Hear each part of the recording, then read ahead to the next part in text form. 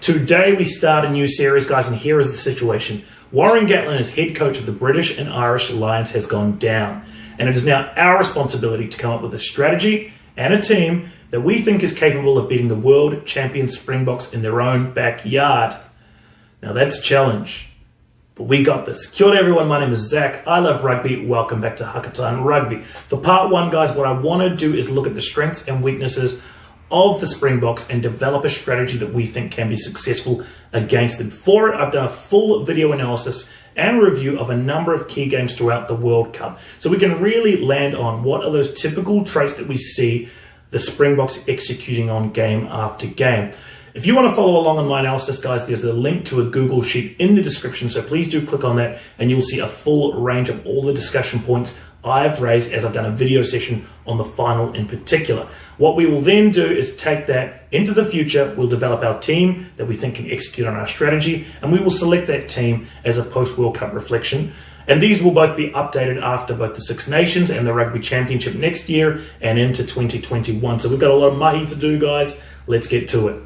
Okay, guys, based on my analysis, I've put together a profile of how the Springboks have played to be successful in the Rugby World Cup. And where I want to start is I want to talk about what I would describe as a low-risk, high-reward, tactical kicking game. What we saw from the Springboks is that they would favour in attacking positions on either the halfway line or even towards in defensive positions in the 22, is they will kick the ball through either Handré Pollard, Willie le Roux, or box kicks from Faf de Klerk. And the point being, and why I describe it as low risk, high reward, is to gain territory by kicking the ball high and long. Use your kick chase to try and force an error under the high ball and convert that territory gain into possession in good attacking flow. What they will also then do, if they do not secure the kick from the high ball and the kick chase, is they will put defensive pressure on the opposition to try and force an error and therefore convert that territory gain, or also to try and force them into a kick return and try and convert a territory gain that way. So there was a lot of criticism put on Faf de Klerk and Handré Pollard in the lead up to the final, suggesting that the kicking game was a boring approach, but it's very, very brilliant. And that's why I describe it as low risk, high return, because you're basically getting yourself out of trouble if you're in the 22, or you're putting yourself in a strong position if you were doing a midfield kick. Just outside the opposition 22. And if you're able to convert that into an error and then possession, you put yourself in such a strong position. And that's why it's a low risk, high reward play. The Springboks also have a fantastic aerial game and kick chase game. What I mean by that is when the kicks are going through, the kick chase is fantastic from either the wingers or also Willie le Roux or also Handré Pollard, who has a tendency to chase down his own kick, which is quite impressive. But they will definitely put pressure on the aerial attack. These guys are fantastic under the high ball. The other person I'd probably call out is Duane Vermeulen. He is constantly in a great position to take kick returns and tends to run it back with real venom. So he is a big strength to the aerial game as well. Fantastic under the high ball and able to return it back very, very well if the attack requires it. The next part I want to touch on, guys, is the attacking structure that they utilize when they do have ball in hand. Now, what I've noticed is that they have fantastic shape as a team and implement very, very good variety when the ball is going through the hands. Now, what I mean by that is that they favor an approach which implements forward pods, and that's groups of forwards that are in key positions to take the ball or to act as decoys in the attacking line. What they also do is sweep behind those pods with the wraparound play from either Willie le Roux or even Handré Pollard, who will basically be concealed behind those forward pods and available for the ball to create an overlap on the wings. So what we see here is that they're attacking very, very strong with the forwards through the middle and using the width of the ball and the concealment behind those pods to try and gain advantage on the outside of teams' defensive structures. I'll get into some examples of this as we progress, guys, but it is a very, very well-shaped attack with good variety between forwards and sweeping plays in the backs. Fantastic stuff. Now, we can't talk about attacking strengths without talking about defensive strengths, and the Springboks are incredibly strong in defense. There are three key components that I've highlighted as their core strengths in defense. The first is the rush defense, and we know they do it well. Guys like Pieter-Steph du Toit, world's best player, will rush out of the line and target that first receiver. First person to get the ball will be smothered by Peter Steph du Toit. The next place the rush defense is effective is in that 13 to 12 channel. They will typically use someone like Lukanyo Arm, but also the wingers to try and shut the ball down before it gets outside into the width. Fantastic work in the rush defense and very, very difficult to beat. Where they are also very, very strong is defense in the forwards. Physicality from the forwards, but also on the line defense. Forward on forward type defense is extremely impressive. We saw that against England, where they were able to repel long phases of forward attack with their forwards defense, and that's through both physicality but also team structure. So those are 3 areas in defense that the Springboks are extremely strong. Other areas of strength for this team, guys, let's talk about the platform. So in terms of the scrum, they have the strongest scrum in the world. In terms of the line-out, they have the most accurate line-out in the world. In terms of the breakdown, they have genuine ball winners both on the field, obviously impressive loose forwards, but also on the bench when you rotate guys like Malcolm Marx in particular, very, very impressive at the breakdown. And also Francois Lowe, we saw the great work that he did there against Wales. Also in the breakdown, 2 other guys that I really want to highlight is when the ball is out in the back line and there is a need for backs to try and secure the ball, no forwards around, guys like Lukanyo Arm in particular and Damien Dialenda, fantastic in the breakdown. Now these guys are both 6'3", over 100 kgs. They can certainly hold their own in the breakdown, and they are key to ensuring good success and continuity with the ball in the backs. 2 more strengths that I really want to highlight here, guys, is the Springboks have fantastic control of tempo. They are very, very clear on their structure. They are very, very clear on their strategy, and they implement that to a T. What they typically do as well, because they play what is more a low risk, high reward type strategy of play, obviously kicking the ball, pressure on defense, is they can pressure teams into being drawn into their style of play and into their tempo. And anytime that happens, anytime they're able to disrupt teams and force them into their style of play, they automatically gain an advantage because they do it superior to most other teams out there. The other thing that I'll call out is in terms of strategy and tactics, they have a master tactician in Rassie Erasmus. He has proven that he understands the DNA of South African rugby and has implemented a strategy that not only makes sense to South African rugby and their strengths, but it really accentuates and highlights the strengths that they have within the players, within this team. And they've just managed to secure that perfect blend of tactical strategy and individuals that can execute on that strategy. So these are a number of key strengths, guys. Those are the major strengths and overall picture, I think, that we can see now for the Springboks. The next step is to look at areas where we think we can be successful and either disrupt their style of play.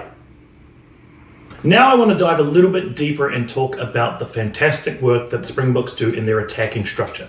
Now I describe them as having very, very good shape and very, very good in variety in attack. And what I meant by that is there is a great interaction between the structure of the forwards in attack and also the structure of the backline in attack. And they work harmoniously to create one effective attacking unit.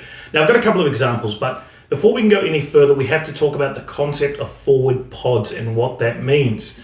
If you're not familiar with the term, a forward pod is the same as a pod of whales, right? It's a group of forwards, and they're there essentially for a number of different reasons, but the Springboks use this tactic very effectively, from what I can see, for 4 different reasons. The first reason is that it allows, if you are coming up against a team with fantastic ball winners like we know Curry and Underhill were in the final, a group of forwards ensures that you can secure the ball. That's the first thing. In attack, when attacking in a group of 3 or 2, whatever the pod structure may be, it will give you a greater opportunity of success of winning the ball at the breakdown. So that's one very, very important part and use of the forward pods. The second use, which the Springboks did very, very effectively, is to draw in defense. Now, if you can imagine seeing a group of forwards all clustered together, of course that is going to capture the eye of the opposition defense. And I found it really startling how effectively the Springboks used this tactic to draw defense in. Here is one example where you can see the defensive structure is relatively set here. There are 3 defenders and in the front line, and there is 1 defender in the back line here, and you can see very much there's not a lot of space. So with this structure in defense, they should have enough numbers in order to defend that defensive channel. What we see though is that the players collapse in on the pod, and that creates space for 3 men who are standing on the overlap. Immediately you have a situation where there is space created in a very small channel now, and there is not enough defenders there to defend that channel. Now, unfortunately, Lukhanyo knocked the ball on when he received it in space here, but had he not, that's a very, very strong position to be in, to have so much space available. And you can see that it's really Marco Vunipola who pushes in to the defense, on defense into the attack, and creates that additional space there down the small channel. So again, great use of a forward pod. It collapses defenses in. The next use of the forward pod is really to conceal the back line. Now here is an example of a 3-3 pod structure where there are two groups of 3 forwards in the back line. In this position, there are a number of different first receiver options, but Faf decided to go into the first pod. And what they do is they take the tackle. Now, another reason that you have a forward pod, and just extending on this point, is that it enables you to reset the defense. If the defense is well set and well structured, by running in with a forward pod, it means that you may be able to get some front foot ball and just push the defense back slightly as a great attacking platform to execute from. And that's essentially what they did here. The first pod takes in the tackle, and then in the structure, you can see the second pod is there and well set. And what happens is the ball gets fired out to Mtawa Herrera, the beast, who then catches the ball and passes it in behind to a trailing, concealed Willie LaRue. And that's another reason why we have these pod structures in place. And another reason why, if they are correctly structured with both forwards and backs, and that interplay is sufficient, you can really conceal the backline attacking weapon that is coming from either the 15, the 10, or the 12 behind the pods. It conceals the attack. So what we saw here is Willie LaRue popped into space after receiving the ball from the second pod, and that was well concealed by both pod 1 and both pod 2 in this play. The fourth reason, and I briefly touched on this, on why you have that attacking pod, is it enables you to control the tempo and reset the defense. If the defensive line is set, then by running it through a forward pod will ensure, one, you secure the ball, but also hopefully you're putting the defense on the back foot. And then you've got a great platform to attack from. And Faf, we saw a number of times, will literally hold the ball in the ruck until that pod is set. So there's no rush for them to execute at pace here, because what they are doing is resetting the attack. Very, very important point. But the way you defend against this kind of structure, there is one key pivot, which is really the make or break of the defensive line when facing this kind of structure. Obviously, the forward should be set in a line that defends against those pods, but really the threat comes from the concealed back line, which is running in behind the second pod in this example with Willie LaRue. And the primary defender in this type of raid, and the reason why this player is probably my second most important selection in my Lions team, is the 13, the outside center. The reason is it's a critical decision-making point for a defensive line to make, and a lot of this rests on the shoulders of the 13 to make the right call in defense. Do they collapse in on the pod? Do they stay out? Are they able to foresee the trailing and concealed attacker coming around the pod? The importance of the 13 here cannot be understated. They are crucial to shutting down this backline play. And what I noticed in the final, and you'll see that in my analysis of my notes, is that the Springboks use this tactic so often. They use the forward pods as a means to conceal the backline. And what inevitably happens is either Willie LaRue or Damian de Allende pop out into space and then put pressure on the backline defense. And in order to shut that down, you must have a very, very sharp 13 who is a great decision maker in defense. Okay guys, we've spoken about the attacking structure. Now let's talk about the defensive structure. I've already highlighted a couple of points that I expect in this defensive lineup for the Springboks. They're very, very good exponents of the rush defense. And the rush defenders come in the form of Peter Steph Dutoy or another loose forward who will really target that first receiver in the back line or in the attacking movement. And it also comes from either Lukhanyo or the winger who will try and shut down that attack before it gets outside and to the width of the back line. Those are two key areas you can expect that you will receive a lot of traffic with the rush defense. So how can you beat or counteract those tactics? Now, I've identified a number of different areas to do so. The first thing, let's talk about the first receiver and some of the options there. Now, one thing you can do, one tactic that we can look at doing is moving the point of receipt of the ball slightly back further, playing with a little bit more depth. Now, that does introduce some risk because if the timing is great from the rush defender, particularly Peter Steph Dutoy in this case, then it can shut down your attacking movement and can result in you losing territory and any momentum that you've built up in that phase. So that's one thing to consider. But the other option that it gives you is it really draws the 7 out. So it creates a lot more space in behind that player when they have rushed out of the line. So what you'll need to do to exploit that space at this point of time is have a very, very effective 12 who is trailing, or have a very good 15 who is coming in off the line and possibly as an inside ball option. That's one thing that I would really look out for. The other way that we can exploit that is to vary the first receivers. Right, we saw that in the example of having the pod structure, that the pod can act as a first receiver and it can conceal work that is happening behind the pod. So in this case, it can be a forward pod that is sitting right up and hard in front of the defensive line. There can be a 10 who is sitting just behind the forward pod concealed. And we can also have an option to fire the ball directly out to the 12. All of these are options that will put doubt in the rush defender's mind. It then becomes a decision of who does that rush defender target. Do they target the forward pod? Do they target the number 10? Or do they target the 12? A lot of doubt in the mind at that point, and I think that variation in the first receiver is a great way to really disrupt the flow of that defense. Something to be aware of. Now, the next place that we said is exploiting the space outside the wings. Now, at this point, it becomes quite high risk because in order to beat the rush defense, the first rush defender, you've really got to attack with a bit of depth. And we've seen a number of teams do exactly that, attack with depth. Same risk is introduced here, is if the defenders get it right, you lose momentum and you lose territory. One thing to be aware of. But here are 2 examples where England was successful at creating space outside Mapimpi. And I want you to identify what the similarities are in both of these examples. So in the first one, you can see here the option that George Ford takes, unfortunately, I think is the wrong option here. If you look at the defenders here, there is space there outside Mapimpi. Mapimpi, not his fault in this situation. It's certainly a lack of defenders inside him to defend that channel. Now, what I would have liked to have seen here is the ball go out to Billy Vunipola, who's right here. And then you've got the options for Manu Tuilangi, as well as the winger there, to get involved in the play and really exploit that space. Now, they didn't do that. Instead, George Ford kicked the ball away. To me, that was a poor option with the space there, even though it's in the 22. The next one that I want to look at is this one right here. So, as you can see, Mapimpi is pushed in to take the defender, but he has left space on the outside, and he got the timing wrong with Faf inside him, Faf de Klerk inside him. So what it meant is there are 2 attackers with space in front of them. Now, in this example, Tom Curry was not fast enough to be able to exploit the space in behind Mapimpi, but it highlights a key point that if you can draw that defender in, you create space on the outside. And what you really need is players that will make the right decision, but that can also exploit that space on the outside of the wing. So what were the similarities in both of these plays?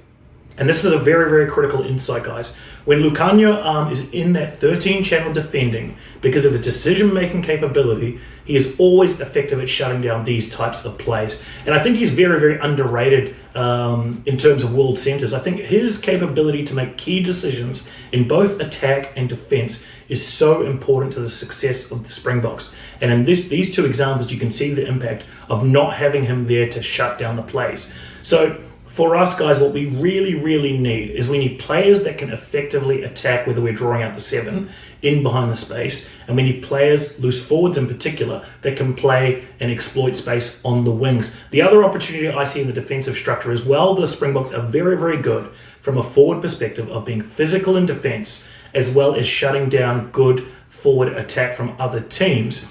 I've seen a number of examples where if it's a situation of backs against Springboks forwards, there can be gaps and there can be space that opens up. That's both in and around the ruck and also wider on the fringes. So I want to create situations where I have backs attacking forwards. I'll be looking for one off the ruck plays where a guy like, let's say if Manu Tuilangi is selected, where he can run sort of in close to the ruck and create a little bit of havoc there before having someone like Gareth Davies effectively running in out of the ruck. I mean, those are just some examples, but I think if we can find solutions or strategies that will enable us to put Springboks forwards having to defend against the Lions' backs, it's a very, very good situation to be in. Those are the types of situations we want to create with our strategy.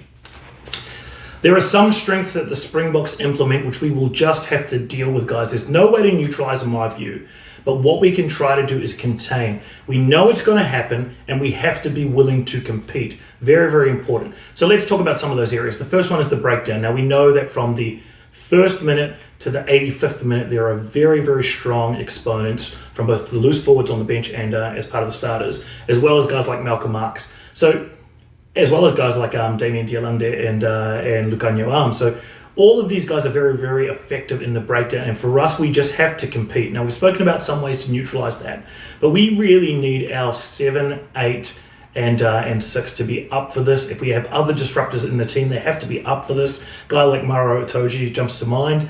You have to compete at the breakdown. You cannot win the game unless you can secure the ball. So we can look at options like using a forward pod as much as possible to secure the ball and put the defense on the back foot, but we have to be prepared to compete at all areas in the breakdown. Can't avoid it. It must be done. The next thing I want to talk about is the kicking game, guys. We know what is coming. 9, 10, and 15 will be putting the ball up in the air, and will be contesting that through their great kick chasers, guys like Mapimpi and Colby. We just have to compete, guys. I've already spoken a little bit about this, but we must have guys that are effective under the high ball that can at least compete and neutralize that weapon that we know is coming. Very, very important. Other items, well, we have to talk about the scrum. And this is one point where I would say probably the most important selection in this team is going to be at tight head prop, guys. If you have an effective tight head prop, we can control this. But, you know, one thing that stuck out very, very clearly is that the Springboks were so effective at targeting the tight head prop and other areas in the scrum, obviously, but they were just so effective. So we need really strong anchor in the scrum.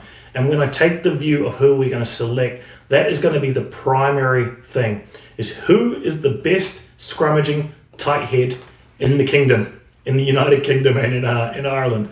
That is the person that will probably be the first selection on my team sheet. We saw the effectiveness that a strong scrum gives. We saw the doubt that it created in other areas of the game, right, from England. And not only that, but they were able to score 9 points, which is half of the score before the tries were scored. Obviously, it was so significant in the game for creating both mental doubt in England, but also establishing forward dominance in the set piece. So I want us to compete here, and number one is going to be so, so important. Let's also talk about the line out. So I think we followed the mold that England created here, which is to try and create some doubt or trick plays or short line outs, great option. Options to the front of the line out, very, very good. Ultimately, England competed very well in the lineouts. I thought they did lose one, but ultimately it was 7 wins, 1 loss, total of 8 lineouts with English feed. So that's something where I think you can develop some plays to really try and neutralize the effectiveness, and you should not be afraid to compete. I did feel that England started to become a little bit intimidated by the Springboks lineout, and that created issues for other tactical areas in the game. Something to consider. The other thing of beauty, the rolling maul.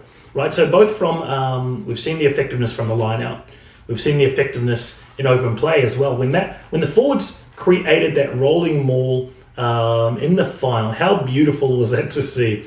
And a number of people have commented on this, but it really catches defenses off guard, and that's something where if it comes, you have to be able to compete. There's no other way around it, guys. You have to. So forwards have to be up for those battles. Each player in the individual positions on what I've just outlined, from the breakdown to kick defense through to the scrums, the lineouts, and the mauls, they must compete. So we need players that can compete, and we need to start developing those players so they can be at peak form come the Tour of South Africa.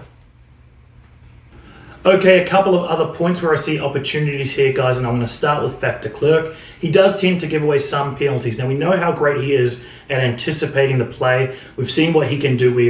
Prime example against Ben Youngs, where he rushed into the passing lane, anticipating that's where the ball was coming, putting doubt in Ben Youngs and forcing an error, throwing the ball over the touchline. Now, he is very, very effective at doing that, but I'm telling you, he can get it wrong. There were 3 examples in the final where he did exactly that. Make sure you check out my analysis spreadsheet in the description where you can see some of those. And that's effectively, obviously, a penalty, but it enables your team to get forward. So I'd like to see ways that we try to draw Faf de Klerk out to try and create those situations where there are penalties. If we just make that clear to some of the players, then they can look to target him there. Other areas, Willie LaRue can be put under pressure. Now, he had a very, very solid final, but we've seen it in other games where his handling has been an issue. Under the high ball, he can be a concern. But so It's dangerous to try and target one player, particularly in attack like that. But what I would say is there are certain points where it is low risk to attack those positions. One is the trailing attacker who is concealed in behind the second pod. If you have an effective 13 who can target that man and shut down that person, then probably I'd say 60% of the time it is Willie LaRue. So you're putting pressure on a guy who we know can be put under pressure. Other times you're effectively stopping the play from that position, whether it be Damien Diolanda who's attacking there or anyone else who is running that concealed route in behind the forward pods. So targeting that position, and that's why I say again, the effectiveness of our 13 is going to be so vital for the defensive structure of this Lions team. The next, let's talk about Mapimpi and space in behind Mapimpi. Again, that can appear from time to time, typically when Lukanyuam is out of the defensive line, stuck in the breakdown or on the other side of the field. So we should be looking for exploiting those types of plays. The 10 should be well briefed, that if it is on and you see the space out there and you see Mapimpi is isolated, or if he has Faf de Klerk inside him, then let's attack out that side because they tend to create some space, and possibly there are decision-making issues there for Mapimpi that we can exploit.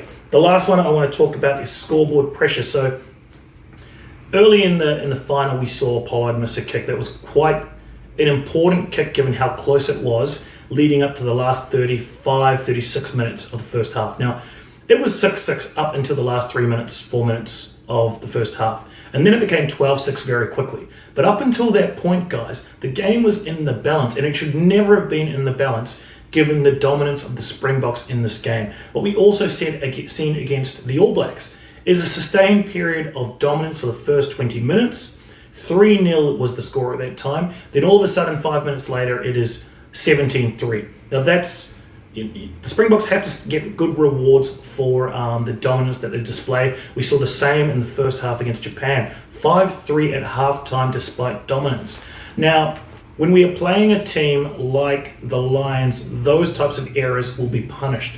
So it's important that the Springboks are able to put points on the board. And it's important from the Lions' perspective that if they don't, that you capitalize on their inability to score points at that point. And what I would also say is, which I was quite disappointed with from an English perspective, is that they tended to drop their heads at halftime. Yes, it was a physical encounter.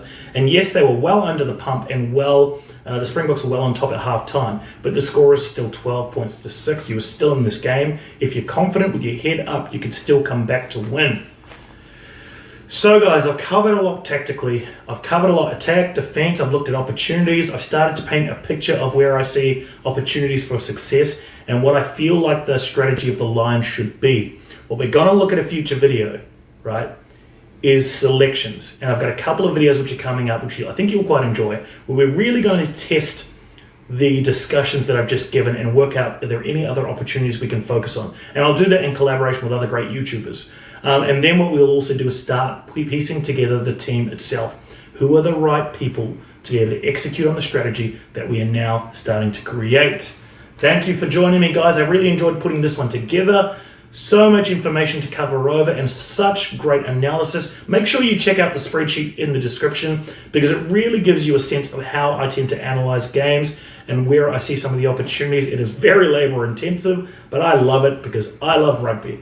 So make sure you come back for more videos, guys. I will see you very, very soon.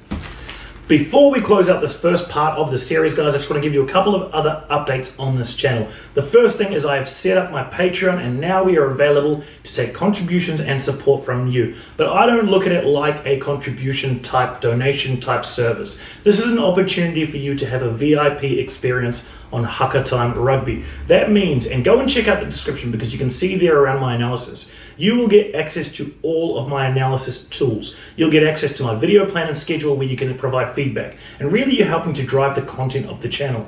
You can have feedback on the analysis that I'm doing, and that's all released in real time. So you can see when I am documenting information as part of the analysis for these videos, you will see it pop up in real time and you have an opportunity to give me feedback before it's released on YouTube. Now there are a number of other collaboration tools and templates that I've got in there, but it really gives you insight into how I approach things as a rugby analyst and someone who really looks at the game in a detailed, technical way. So it's an opportunity for you to help drive this channel and for you to really get involved in the analysis and discussions yourself. Other updates Instagram is up. Check that out in the link. Go and check out what else is happening with Hakatime Rugby. But certainly you can get a different view of the channel there. And as always, guys, comment down below, like and subscribe.